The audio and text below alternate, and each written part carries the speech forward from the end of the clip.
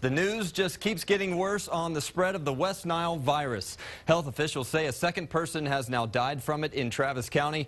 As for the number of cases locally, it's grown to just under 50 as concerns over the virus heighten nationwide. There are cases now in every one of the lower 48 states. Nearly 1,600 infections have been reported across the country and 66 deaths. Texas is being hit hardest. In Dallas, a young couple's fears were realized when their 16-month-old daughter, Olivia, was diagnosed. You know, I picked her up and I felt, she felt like she was on fire.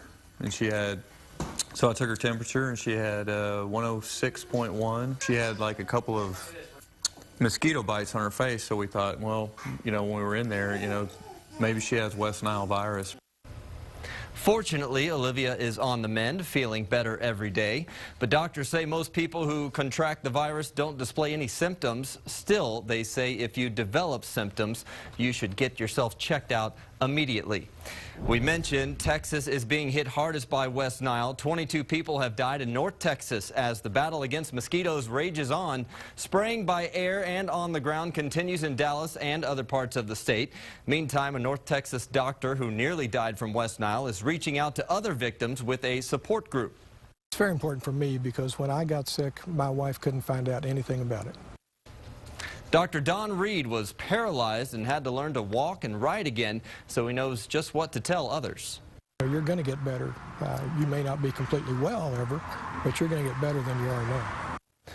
People who have taken part in Dr. Reed's support group say it's helpful to know that they're not alone in how they're feeling mentally and physically.